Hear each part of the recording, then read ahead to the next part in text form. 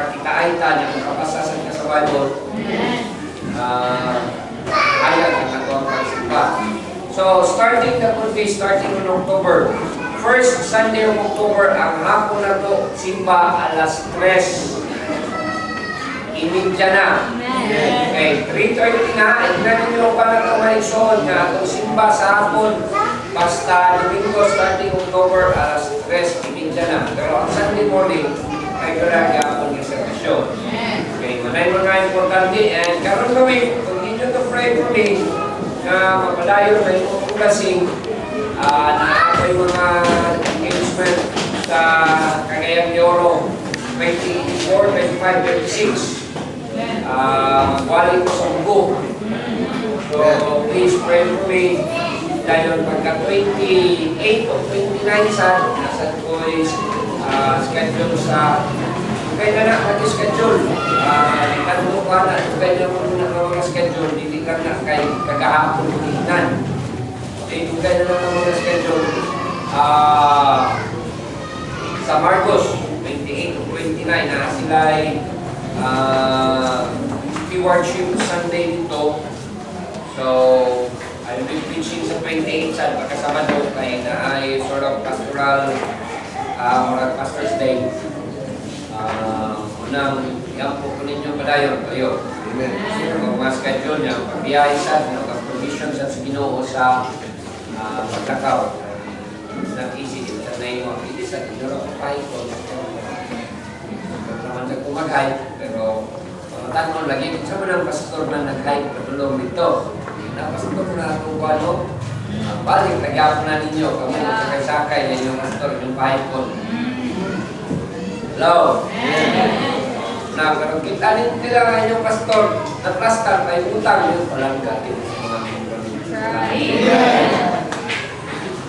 bumalik, nagyapon nila sa libro. I am as effective as I am because of you. I could minister to the best that I could minister tungkol ninyo. Pero hindi ko makain mo na unless you will be supporting me. Hello? Without you, hindi man ko makapastor karon. Pero tungkol ganun tinarong ko yung pagpastor, tungkol ko sa inyo. Hello? So, ako, kung ulit nyo madayon, kayo. Nagkantong na pa kayo mga commitments karong sa panahon na sa eskwelahan. Hopefully na ma-feel absent ako. Pira-active ko sa sports dito sa eskwelahan. Kung sa ganitagan, punta na mapaalan ako ang panahon. May mga importante na yapin sa prayer. O manindog ta! Ganita sa pagkikaran sa tulong sa Diyos, puro tanong mo, pastor. In preparation sa itong ministry, sana may kainutang na ito dito sa iglesia. Sa Diyos ang himaya, tawag ninyo, ang Ginoo, i-fast track niya ang ato instead that we will be waiting for 5 years para makaluti. Yun ang Ginoo, ako i-fast track ninyong pag 2 years na lang. So, unang ang inyong imoon, ganang Ginoo, padayon mong salig nako, padayon sa tagimong pagi, na makita sa Diyos, na Cyrus ta makaimon, makapalitaw natin. So, ato ni imoon, it will be something because greater than ourselves.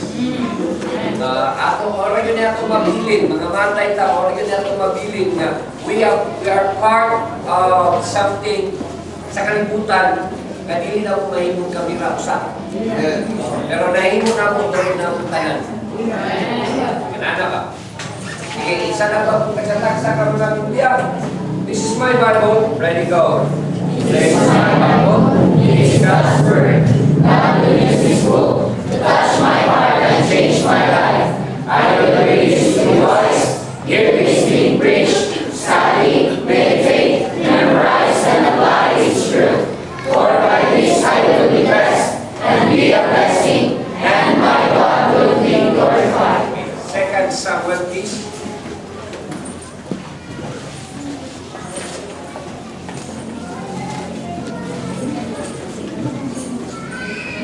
2 Samuel chapter 23.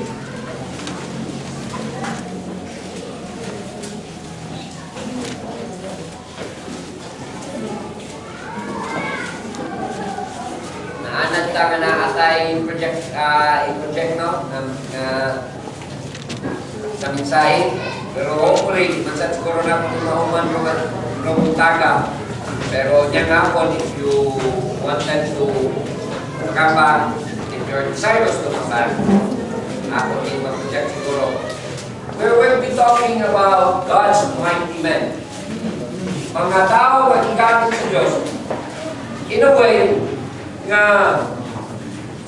mao'y tinguha sa Diyos sa iyang mga nakawan the moment that you have established a relationship with Him. Sa dihang inisisyon ka na mudawag ni Ginoong Kristo, ang gusto sa Diyos to develop your life for His greater glory. And you would be one of those mighty men that is able to conquer and be victorious for God. Kung ana'y gusto sa Ginoo para na ito. Unang 2 Samuel chapter 23, we will be reading ikan sa verse 8. Taman sa verse 17. Verse 8 to verse 17. Lubag-ubag na pagbasa ng Tulimon, these are the boasters and accomplishments of those mighty men of King David. Okay, verse 8, ako'y bubasa, ako sa verse 9, taman ta sa verse 17. So kung naano mo sa inyong Bible, you can say amen. Amen. Okay, verse 8, the Bible says, these be the names of the mighty men whom David had. The top tonight that sat in the sea, chief among the captains. The same was Adino, that is night. He left up his spear against 800, whom he slew at one time. Another name was Zizar, the son of Lulu, one of the three mighty men who David, when they defied the Philistines, separated out of the gathered themselves, and the men of Israel were gone away. And he arose and smote the Philistines until his hand was weary, and his hand clave unto the sword. And the Lord brought a great victory that day, and the people returned after him to spoil. And after him was Shammah, son of Agi, the Hararite, and the Philistines were gathered together in the room, where was a piece of ground full of Gentiles, and the people fled from the Philistines. Verse 12. But he stood in the midst of the ground and defended it, and slew the Philistines. And again, notice this, the same phrase in verse 10. The Lord brought a great victory.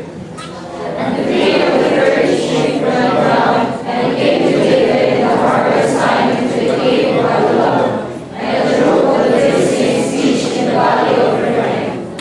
And David was then in an hole, and the garrison of the Philistines was then in Bethlehem. And David longed and said, "Oh, that one would give me drink of the water of the well of Bethlehem, which is by the gate." And the three mighty men brake through the host of the Philistines, and drew water out of the well of Bethlehem, that was by the gate, and took it, and brought it to David. Nevertheless, he would not drink thereof, but poured it out unto the Lord. And he said, "Be far from me, O Lord, that I should do this. Is not this the blood of the men that went before you of their lives? Therefore we will not drink it. These things with these three mighty men." Kaya Diyos mag-bless sa itong panimbahong karon. Iwat ang mga ulod, yung mga mata, sa mga kalipot. Naman na mong may kumahon, salamat kayo na bigyan karon sa inyo. Padayon ang mukang mapasimugan, ang mukang mapamatutan ng Diyos na kanayan ng simbahan. Among presentarin mo ang katsatag sa kagalingon, asking you and telling you that we're ready for the favor and the blessing na imong iandang para naman. Lord God, bless ka ron ang panahon nga mong gamiton. Kung sa pamay akusasyon sa yawa kanina mo, na imong rason, na hindi ka ka-bless, panahon nga mo magamit pa sa iyo kami.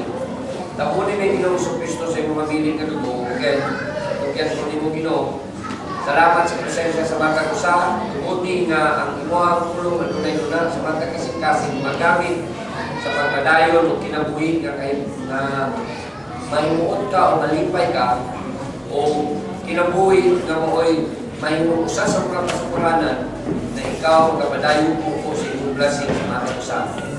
Salamat kay Ginoo, buti nga mapaligod kapadayon ang pagtuo ginamit ng imong pulong karon. Ako isip usa sa imong under shepherd na katulyan sa akong pagalingon. Kaila ko na pinaagi lamang sa imong pagpanalangin ako Ginoo karon nga buntag. Minister ko sa pinakamaayo nga pagbaling pagtulo pagpintaran sa imong pinili mga katawan. Salamat kayo sa imong kunang saling karon ug katulyanan. Mo himaya ko'y makita ang Ginoong Kristo diri sa tubangan namo. Ikaw daw Holy Spirit mo'y magayong sa mga tiwala, mag-a-apply sa mga espirituhanon ng panabot, mag-ahatag, mag-akwikan sa mga espirituhanon nga bahin, aron mahimo na mo ang pagsimba karon sumala sa imong kapayuan sa imong pagpanag-iingon. Nanay kong kay ka Diyos, sa imong kamanan nga ngalan ginunso sa manigyan kong ipangayon ng salamatan.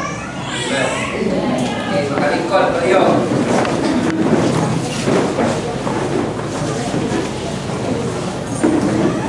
Ang Biblia tells us of stories of honorable men. Ang Biblia, kung ikunin basahon, makabasakan ng mga storya, mga tukanan ng mga tao. They are called great men of God. They are called mighty men of God. Sa Biblia, kung makitaan ka na yung mga tao na they are willing to make an ultimate sacrifice for God. Makita niyo mga tao na rin that they are called mighty in the eyes of God. Though siguro sa mata sa tao, sa standard, sa pananaw sa tao, ang measurement sa greatness, dili moabot. Pero sa Diyos, naa sa ilaing paagi na ikaw, iyaha kang i-measure sa imuhang greatness toward niya. Kung ang Bible, sa diyan mo sulti ka rin, is blessing na naay-deklarar ng mga mighty men of God. Na yung mga mighty men of God, mga tao na they are honorable, mga tungganan sa tubangan sa Diyos. Mga tao nga sa tubangan sa Diyos, God has been very, very pleased. And ang ilaakan ng mga kinabuhi has been written and has been an example for all those believers from ages, from generation to generation, dapat sa panahon karon. Pagkali, it is good na pwede na itong tanawon, blessing me sa itong part, na makita na ito kung unsa ni sila, o kiunsa sila sa Diyos, o kaling ato sa panahon na karon, that we could be one of those mighty men of God. Naatay tsansa, karong panahon na. Naatay higayon, karong panahon na. Na God will bless our life, that we could be one of those who can madeklara sa Diyos, honorable sa iyang tubangan. Tungganan sa iyang tubangan. At being mighty and being conquerors and being victorious for God.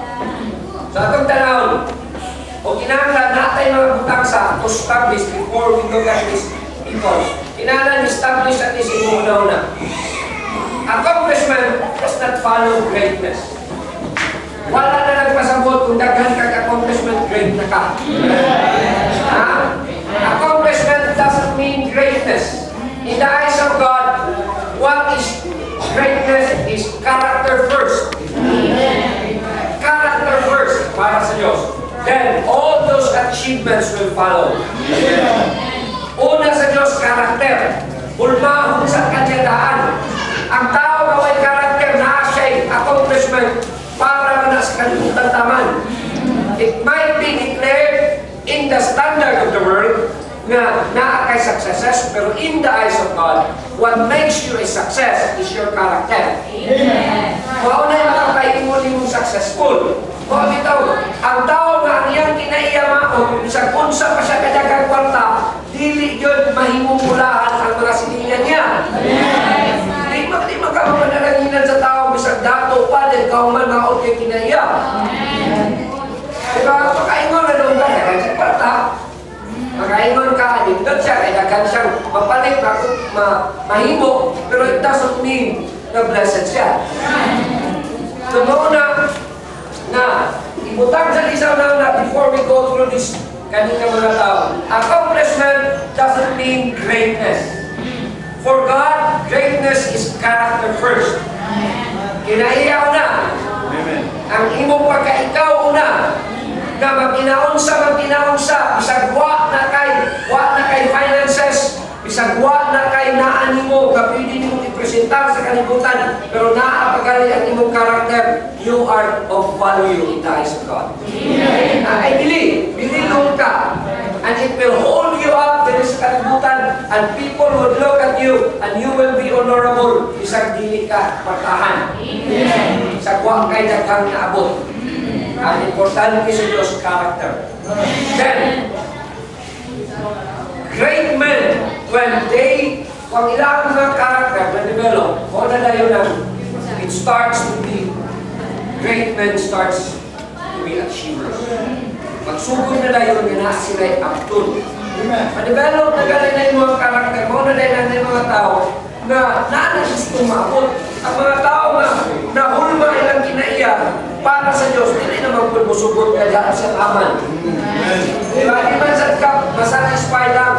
Kaya you will just be sitting around waiting for your life to end. Hindi mo na mahinguan na. Di man sa mahinguan ka, apil-apil lang ka. Pag-apil-apil mo, niya, pura lang yung kagwa ka na labot ka. Apil-apil lang ka, pero ka na labot. Di sa na mahingo. Diba? So, gusto sa Diyos na ang tao, ibutang din niya siya na what makes him an achiever is when he do it for a cause greater than himself. Amen. What makes you an achiever is doing something for a cause na ay rason nga dako pa sa imong kaugalingon. Sa ato ba, not dili for personal promotion, dili for personal satisfaction, dili greater than that. Kabantay ka, kani si David. Sa dihang ni adto siya sa pagkubatan, isugo sa siyang papa, si King David. Pagkabot niya dito sa pagkubatan, kadala siya o katong provision para siya maigsuon. Isugat sa siya maigsuon, ignan niya siya maigsuon. Oh, naranasan din bata nga magiro. Nagsuroy-suroy na sa kadiri. Nga nga magkadiri. Naman si David nga. Isubo pa ni Papa. Kahapon ning pagkaon na ninyo. Dili, andila ka para makakita sa gubat. Ingon si David nga.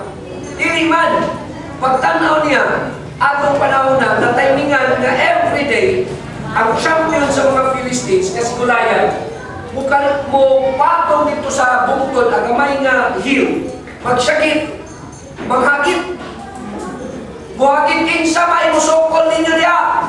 Buhala si Goliath. Kinsa may isog diya. Ha? Away ta. Karon kung mapildi ko ninyo, koyog sa akong mga kauban sundalo, mahimo ninyo magalon. Ako lipod, kamo akong mahimo magalon. Pero, kung mapildi mo na mo, si Goliath, ano mo himuong mga olipon. Now, na-statement si Goliath na maoy vision nga nung iingon si David na I cause to fight for something that is greater than yourself.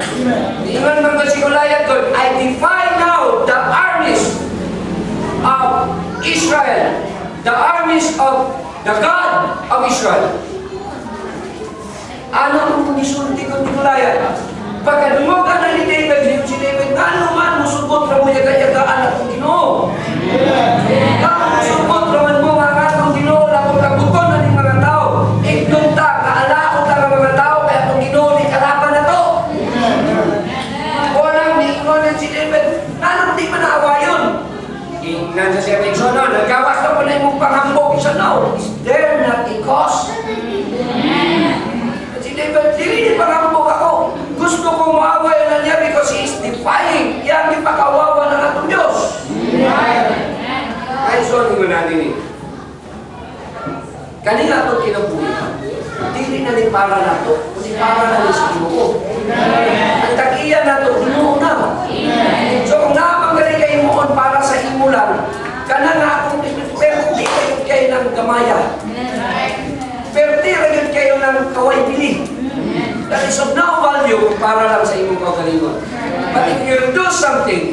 for God. That is a cause greater than yourself. Unay, karang bili. Naibili nga pagtrabaho. Naibili nga paghagok. Naibili nga pagtugyan sa kaugalingon. Basta para sa Diyos.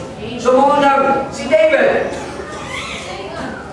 Duwende mo, mahala sa storya. Ato siyang King Saul. Wayo na ako na. Ingon na yan si King Saul nga. Atong panahon na sad, kaya desperado na sad si King Saul, kaya wak mo musukol na, kawawa na sad siya ba? Siya man tayo dapat mawaway ato. Kaya wak mo musukol siya mga sundalo. Hari ko siya. Desperado na sad siya, pagkakita niya David. Tanaw niya David. Bata pa, pero nauna niya. Kasukol, kakadong. Kaya na ko na eh. Ang liyon galing ang kaon sa karnero. Ako kay napatay. Kato galing bear, galing ang gusto mukuha, mutukod sa kong karnero. Ako galing napatay. Kanang na ba noon? Kadang ko anak, dali pa kinaikon. Oo, yun si David. Ingon si Solay nga. Sige, ito ganito. Pero, kana siya, he has been man of war. Ikan pa siyang patamatanon. Pero ikaw, wala na makakatulaw, gubat. O, suuntan niya akong sanina, akong armor, kay para makikaway ka dito. Pero ang armor ni King Saul, kay si King Saul, taas man to. Taas man to, naku man to katao, is above all the people man. Ang description sa Bible niya. Sa ito mataas, ay ang armor na ko, kay sa natanan. Pag-suot ni David, gabi man taman. Ang anghel na nila, initapon niya, ang mata, gabi man taman sa baba. Ingon si David, hindi makayaw eh, nung siya, di ko kalihaw ka eh. Sabi mo, kitang-tang ni David, yato siya, in the strength of God. Usog sa Diyos. Nga nung isog ang tao na makiaway, basta ang imong cause, Ginoo. Na kay gusto maabot basta pang Ginoo. Pero para galing mo, mananaw ka sa nahanay. Pero pag Ginoo galing, pag ginaon sa hindi ka mananaw. Kapalo ka, ako galing mo para sa Ginoo, bahala ka ginaon sa. Para sa atong luti ba? Para sa atong luti, pag Ginoo man eh. Hindi man yung para na to, kay kung para na to, lang di mananaw to eh. Kaya ulang naman na to, manginta tayo, kagitag kwarta. Pero tungod kay Panginoon, it's greater than ourselves. So, mo na siya accomplishment. So, ang naitabo, David was able to win against Goliath. And, ang naitabo, with this example ni David, si Saul, naindiyo. At lagot si Saul. Now, this is a principle sa Bible. If you do righteousness, and if you are experiencing the blessing of God, prepare yourself for persecution. If you have victories, if you are claiming victories for God, prepare yourself for persecution. Dapat mo i-persecute to God. In whatever way, the devil will try to throw everything at you. Tapayan ka sa kunsang matang para mahunong ka sa imong pagsunod sa Diyos. Wala na itabo kay David. Even the king, ang iyang kontras, King Saul, nasina niya. Pagkasina niya, ang naitabo, siyempre, tago-tago siya. Di siya gustong sukol ni King Saul. Pwede niya suklan, iligay niya si Goliath, King Saul naman o di. Pero because he believed in God, o ang iyaw na siya na, ang Diyos, katutlo na ako that I will not touch the Lord's anointed. I will respect authority. I will respect my king. So bahala kung saan pa ko sa kumangin, di ko musukol. Sa kung saan pa ko nila kong otoridad, di ko na ako nisuklan. O na'y kasing-kasing na panalakinan sa Diyos. Mga anak, ayaw kung magsukol o ginikanan. Tahon yun. Tahuran ng ginikanan. Those are authorities established in Ginoo. They are anointed by God. So, kung galing ka ginikanan, sultihan ka, dipo-dipo yung kasaunahan. Yeah, ito ang Bible. Children, obey your parents in the Lord. Why? This is right. Honor your father and your mother, which is the first commandment that I promise. Sa verse 3 na, it may be well with thee. And then thou mayest live long on earth. Kapag mga nagtrabaho, you respect ang inyong mga amo. They are anointed by God to be the authority. Pastor, mga dautan man, even God created even the evil para to accomplish iyang purpose. Para mahulma ka, katiyuan si Diyos para ma-develop yung karakter na ay mga dautan na gamiton sa Ginoo para nimo. Hindi lang maayo. Kamo may estudyante, tawon yun mo maestra. Kaya mong pagbuot o maestra, hindi kayo mula kanina po yung maestra. Ano? O, samtay estudyante pa mo sunod sa mo, inyo na galing panahon, o kanan na.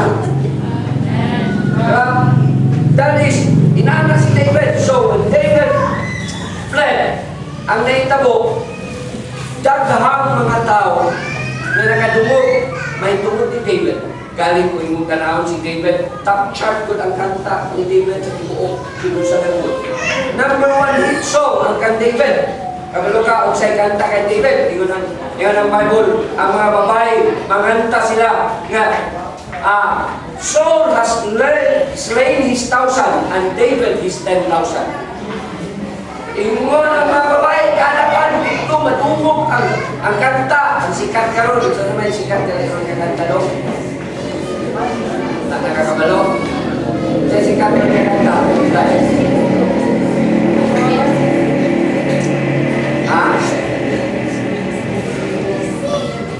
Hops, kini hops. Hops, kini hops. Kana, huwag ka na hops-hopsa. Kabalo ka, sa panahon nilang David, tanan, mga babae mag-hisgot about David's conquest. Ang nadaog ni David, 10,000. Si Saul makadungog, siya manilig sa asa sa lapita. Iyahang nas 10,000, kan David 10,000. So, munang ikupot siya, and on those times, atong mga panahon na, he attracted people. Na ay mga tao ni Adto kang David. And these people are now, kanya ito ibasa, the mighty men of David. Kanina mga tao, but from the start, tanawa ha, akong tanawa kung saan sila ng klase ng mga tao sa Bible. Kanina mga tawanan, when they were coming to David, si David nagtago, pag-adto nila kang David, they were people with no names. They were not famous people. They were not mighty as they are sa isulat karon. Pagsugod ani nila, they were people of walay. Kung imong tarawon murag walay na kaila. Nobody knows them. Nobody knows that they exist. And even, nanawa kung sa klase niya kinabuhi na asilaha. Sige, pareho taga-preach sa inyong Bible. Kanina mga tayo, 1 Samuel chapter 22. Kanya itong ibasa ka ng mga tao na niadto kang David. Nawa, 1 Samuel chapter 22, in verse 1. Now David therefore departed from thence. Kaya tungkol kay bukod na siya ni King Saul, and escaped to King Abdullam, and when his brother and all his father's house heard it, he went down thither to him. And everyone that was in what? Distress. Kanina mga tao, niyadto kang David. Ang description sa Bible from the start, there are people with double stresses. Kanina mga tao, they were problematic people. They have problems and all. They have burdens. They are not people established. People who are in distress, in verse 2, and everyone that was in what? In debt. Itaw, mga naputos ni sa utang. Itaw, mga tao ni nga financially, wala ikabuga. Kaya putos sa utang mo, maputos ka sa utang mo, kaya ikabuga. In debt, and everyone that was discontented, people who have no direction, no purpose in life, dili ko dito ang kawalo, unsay himos kinabuhi.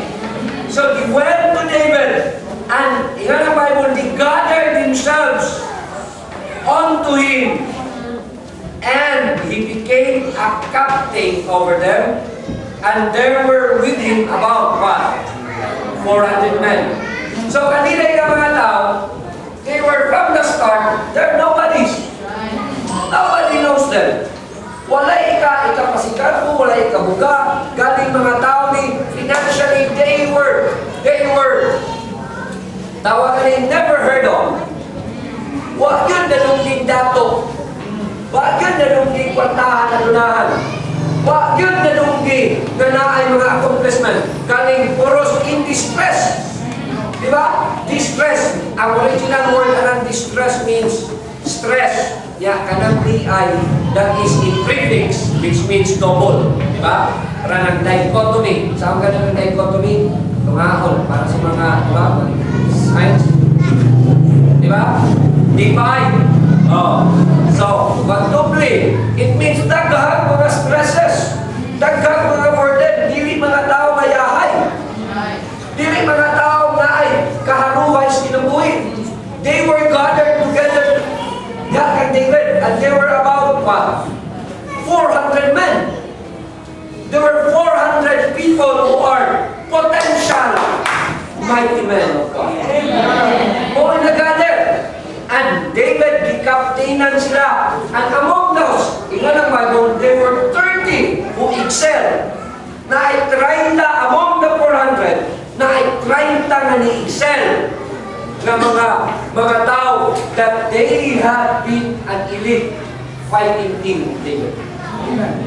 Kaya mo tanaw sa diyang si David, nagsugod na kong pakikuha kung ano siya'y pindig sa usa. Huwag ipindi si David. Ang gubat na napilihan na ni David, hindi gubat ginamit ang sword. Ang gubat na napilihan na ni David, gubat nga ang naitamo na ibong siya babae. Mauray napilihan niya. Pero the rest kaya ang conquest, wag yun! Napildi si David with this mighty men yan. Pero kung mga mighty men, dilibihan yung ng Bible, mga maayong, mga walay ngalan. They were in distress, they were in debt, and they were discontented. Only description, ano yung mga tao. But they have become, ang ina, mahimo bago na inanang honorable na tao ng anak.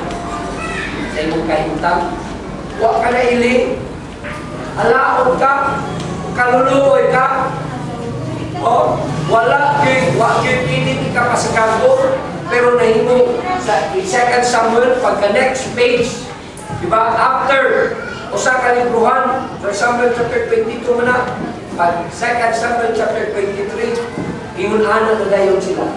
They were mighty warriors, soldiers, men of David. Honorable men. Tunggalan ng mga tao. Naanay mo ng ngalan.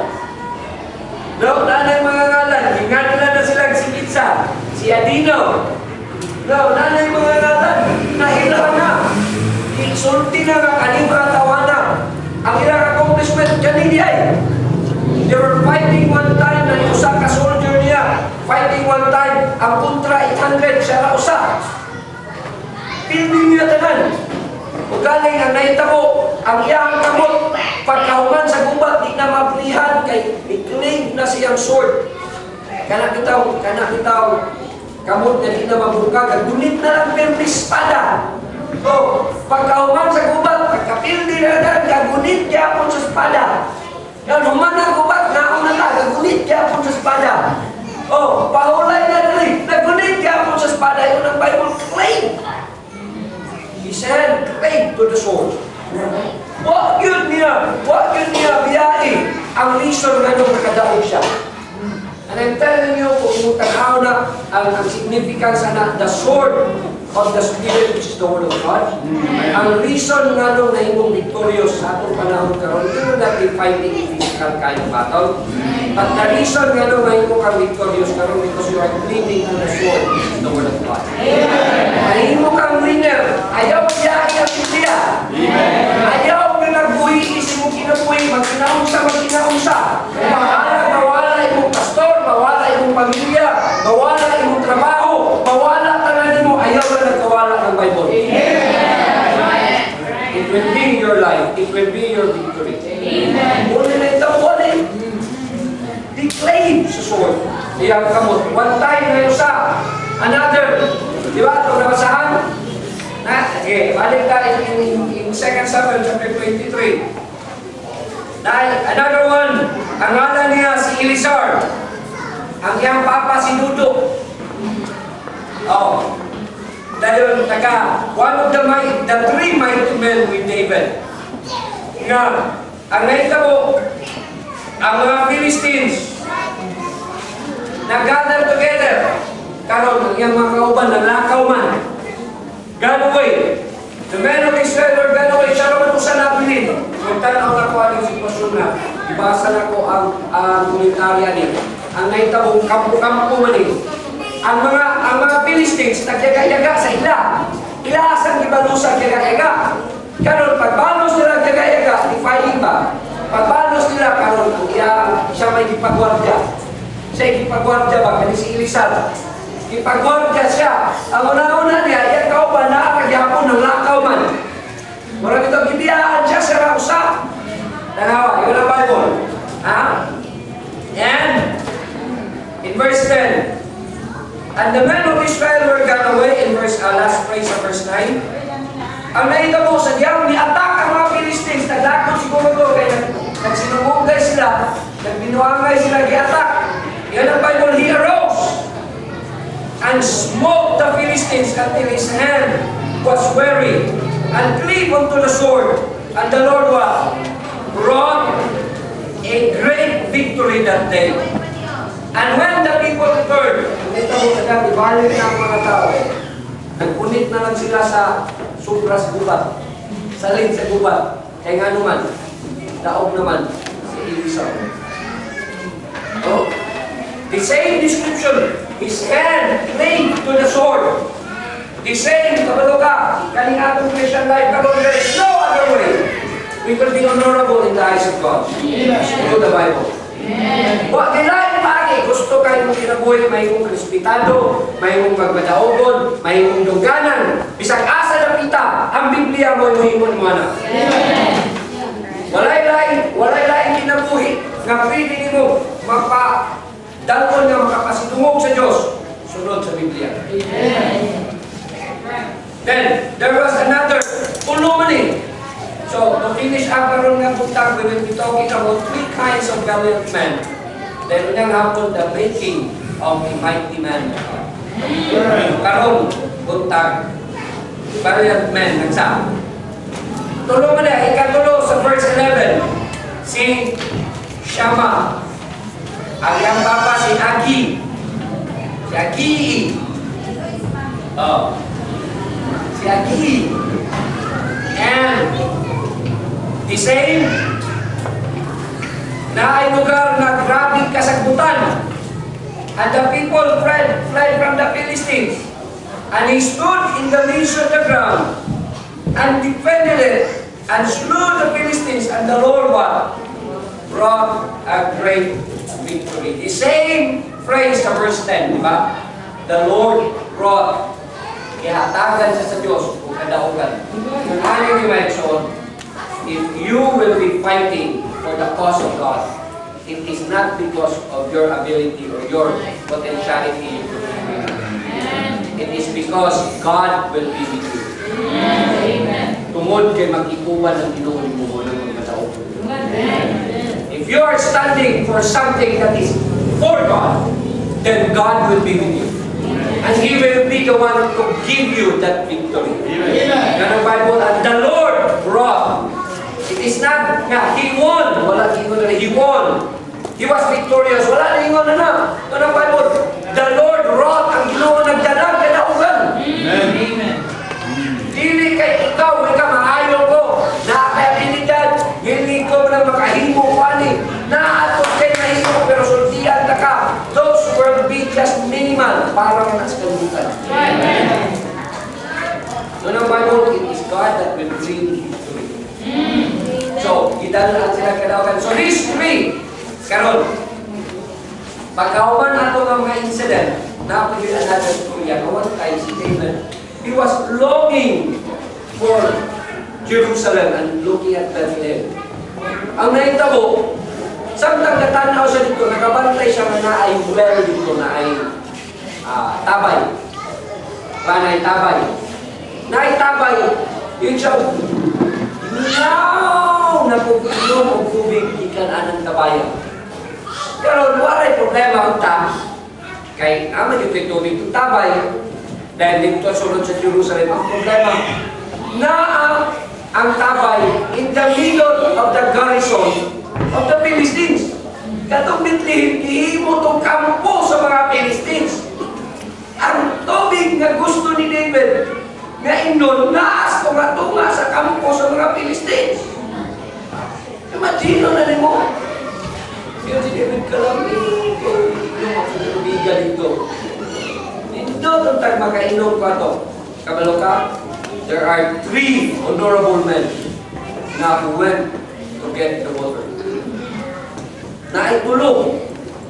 Tingnan ang Bible. Well, hindi pa rin ako basa sa isang Biblia.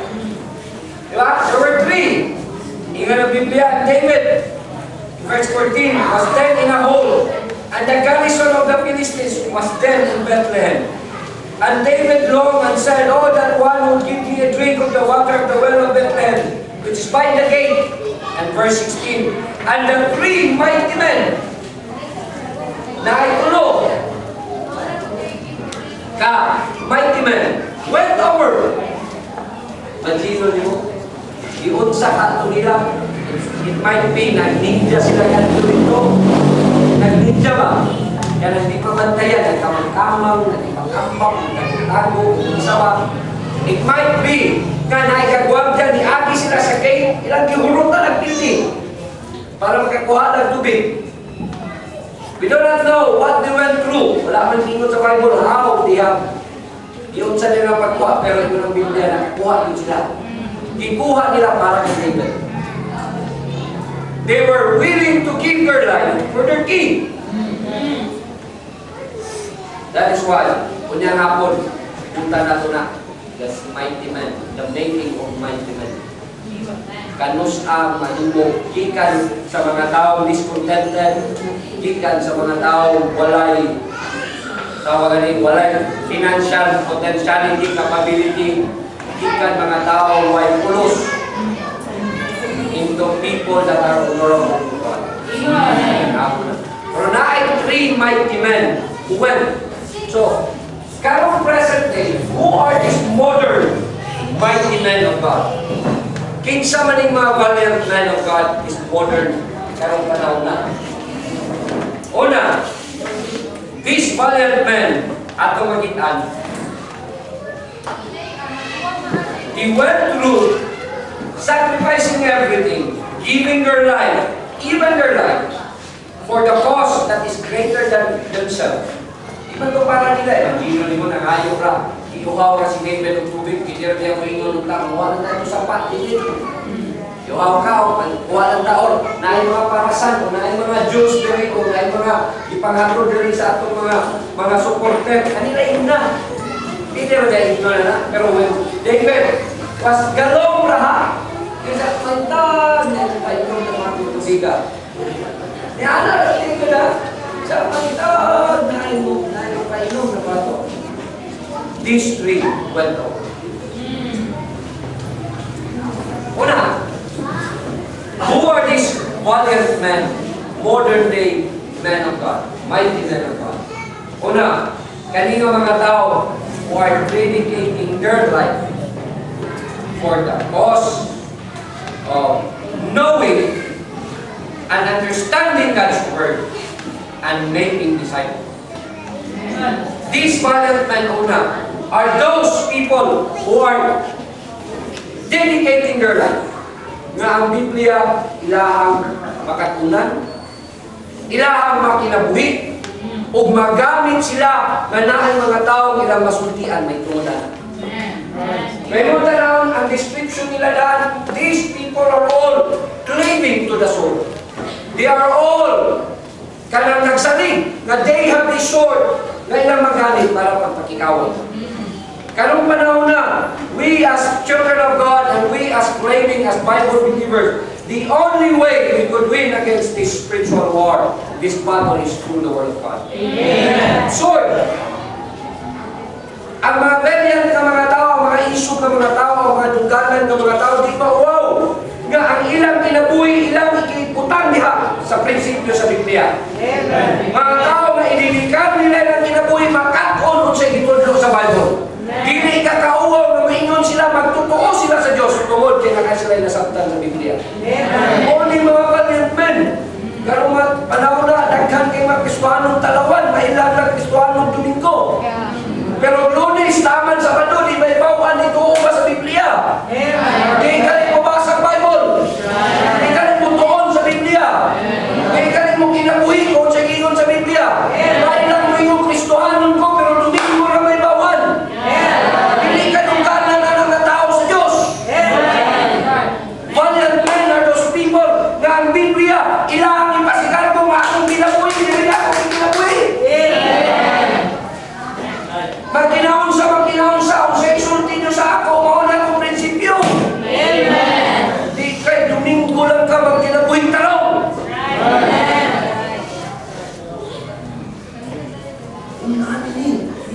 Mga isog na mga tao, mga dungganan na mga tao, dili ka kauwaw na mga magtutoo sa Biblia.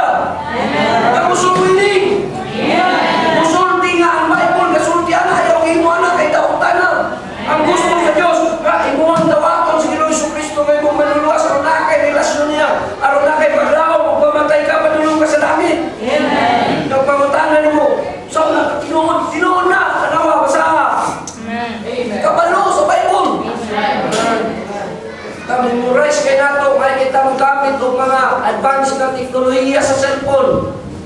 May kay ka mo tusnok-tusnok o option niya, may kay ka mo gamit o kaning mga tablets, may kay ka mo gamit o computer. Pero patultulon ka kung asay versikulo.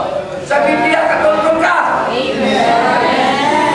Sa halo pa ka na wak-wak o suri-suri sa inyo, ingon pa ka, John 3:16, the Lord is my shepherd. Maadlong pa ka. Katultulon ka. O ignon, ama na ito makita sa Biblia, pastor, na muhatag o operate. Ayun, naman dito sa Bible, ako nakita. From cover to cover, katultulon ka. Okay, anong musimba mo kita? Anong manimba mo yung Domingo? Anong nagingon sa Biblia? Katultol ka, maka-apply ka sa Bible, maingon mo, nagingon sa Ginoo, anong musimba ta? Amen. Basing pa yung mga bata na ito, memorize pa Proverbs chapter 1, verses 1 to 5. Ha?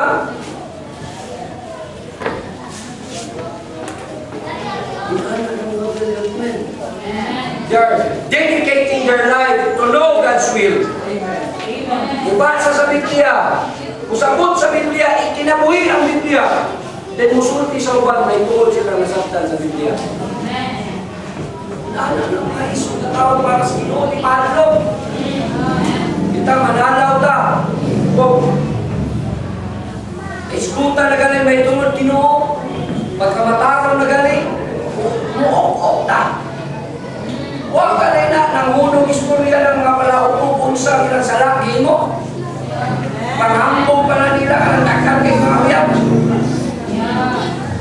Panghambog pa na nila ka bahay, grabe bahay, munani bahay.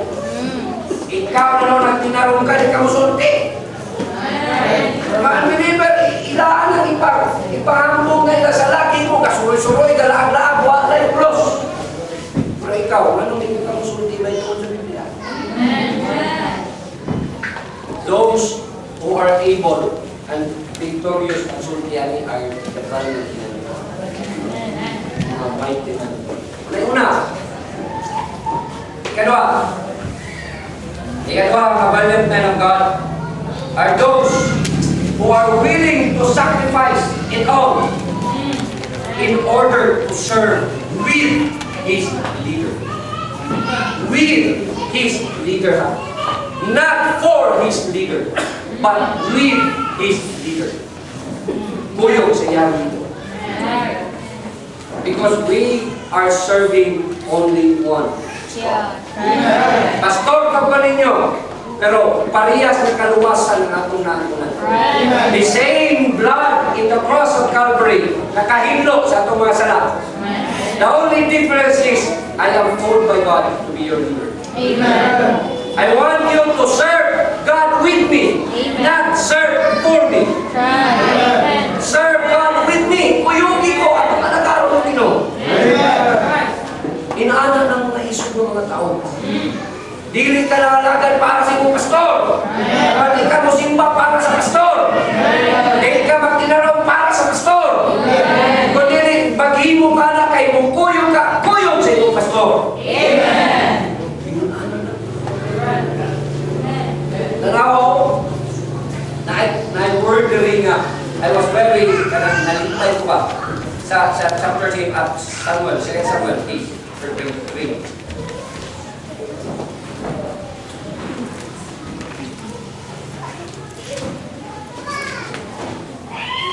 Verse 9.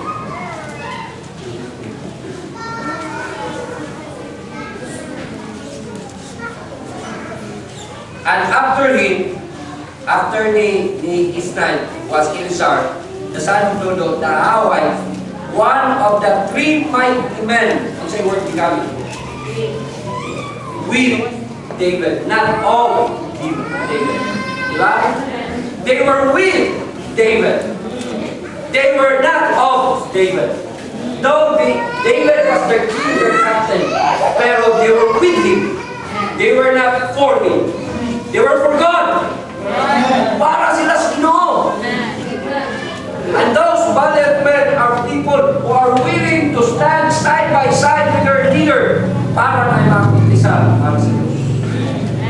Binaw, ang mga isog ng mga tao para sa Ginoo, bukuyog sa iyang leader. Walay biyay. Walang iwanan, fixed man. Amen. Ginoo na. Let's do this together. Tama ni Mahuman. Kinsay ko nang mamatay na to, ako ang gagawin tikuwang. Pag amo'y mabiling, continue to serve God. Kung kinsay ko na leader, yata sa Diyos ninyo. Because we are doing this because we want something to accomplish greater kaysa atong pagalingon.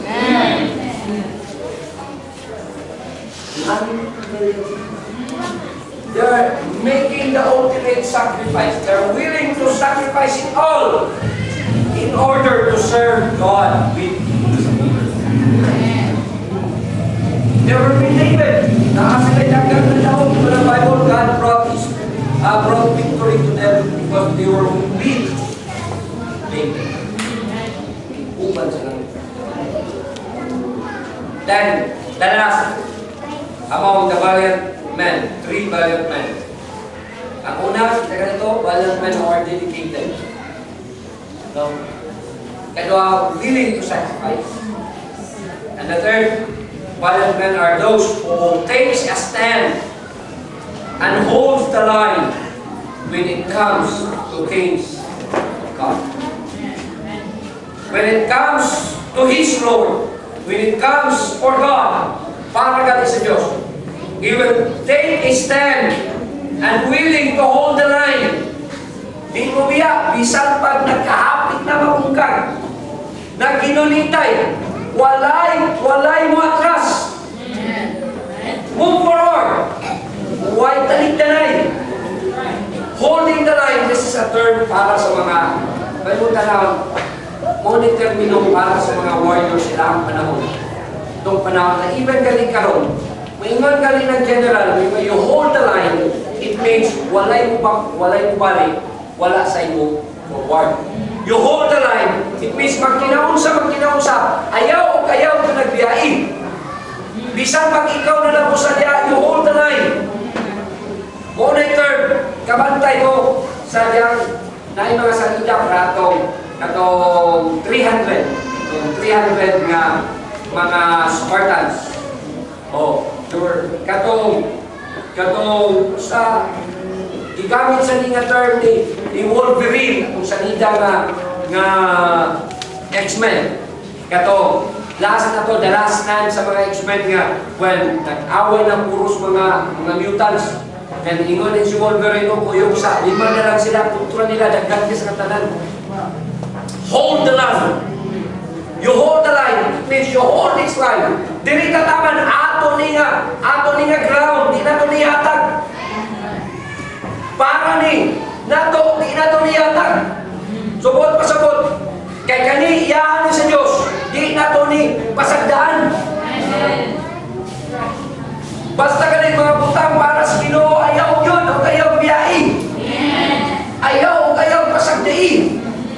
Ayaw kaligdi. Ang basic sa Christianity, ayaw yun, o ayaw kaligdi.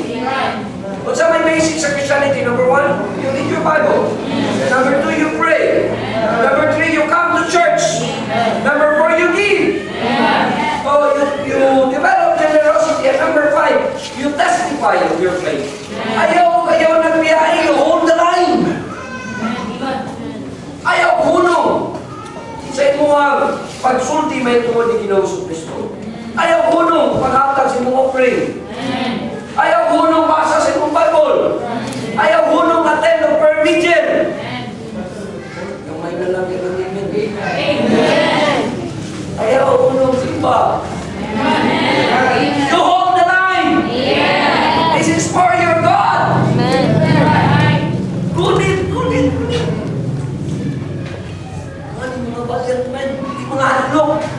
Yung busy naman kung kayo mahalag. Unsa pa na. Ngalan sa kontra ni mo si busy. Si grabe nga schedule. So unsa pa na mga nalana niya. Unsa pa na mga termino gigamit sa yawa. Just to make you back out. Just to make you turn around. Ayaw talito. You hold the line. Ngayon ka, nanawag mo na ako si Mr. Busy. Ito si Mr. Busy. Hey, I am busy for God. Nanawag mo na ako si Mr. Schedule. Igna si Mr. Schedule. You are having a schedule for God. Hello? Kaya mo, ilisan. Talawan ng mga tao, ilisan niya, mga butang sa kalibutan, gaway kalabutan sa eternidad, ang mga butang na para sa eternidad. Ang mga talawan ng mga tao, ibahin lo na ng things for eternity, para sa temporary yung mga butang. Ang mga isog, bahalang bawala ang mga temporary yung mga butang, basta magpabilin ang para sa eternidad. You hold the line. These are the 3 valuable men. Karong panahon. Gusto ka may pangurapin para sa Diyos. Tinanyan ang description. And ang Bible, among the 400, there were 13. And among the 13, there were 3 valiant men. I don't know where you stand right now. But I just want you to know, God is looking for men who are willing to stand up for Him. God is still in need of mighty men. Dili lalaki, kundi bisan kinsa is willing to be valiant. Maling kita sa ito natin. Yan ang tawag ako. Amahan ng mga may kumaon, salamat kayo. Nagmumudya tayo sa pagkapanahon ng kasimba. Salamat Ginoo sa inyong word, sa example sa mga tao. Kaya pwede na mong magamit kami Ginoo makahimo sa pagsunod mo palayon. Pagpangalagad mo Ginoo. Pagpangalagad sa paagi nga dili para sa mong kagalingon kung dili mo i-cause ko yung sa mga tanan nga magtutuon mo. Sa dako ang kanungganan mo Ginoo. For God, lawagin ni. I do not know kung sa man ang natanong sa mga taga-singkasing karon, but I'm asking you for the blessing na ang seed na na-implanted sa mga taga-singkasing ng tubo magpapungahon kung mahimo mo ulit alam sa imong kanungganan. Lord, I pray right now, i-bless ang imong mga katawan na nakadungog sa imong ulong karon. I-bless ang ilang desire that if they want to be one of those honorable people are willing to give their life for you. You bless them. Lord, sanctify their desires, sanctify their commitments, karon, that they will be giving their life to you alone, and for your greater glory. Lord, you bless them. Lalangin ni Ginoo, tabangin Ginoo, mata usa. Tuloy Ginoo nga mahimong lig-on sa paghimo sa mga butang na muuli aron imong ngalan mapasinunggan. Ubarog sa kamatuoran sa imong pulong nga ang kinabuhi pasulod sa mga prinsipyo sa Biblia. Dili nga maghimo isa ko kagalingong prinsipyo sa pagsunod nimo. Lord God, again, sa mga under shepherd, the best that I could do, pag-minister sa imong mga katawan, karong adlaw, karong rasa, maura na mo. So I pray na kung unsa pa may kakulangon, o unsa pa may gusto nimong itrabaho sa kasing-kasing ng una sa imong mga kanakan, Lord, I'm giving them to you. Ikaw ay mag-take care. Ikaw ay magpadayon panalangin. Salamat kayo, Ginoo. Dalay ko kay kanadyo. Sa imo na ko tanan ihatag, pasidungog, pasalamat kay ikaw lamang Diyos ang ayanan. In Jesus' name. Amen. Amen. Okay, sa tamang bulag-bulag, sumala sa atong nasabutan, magkuha ka sa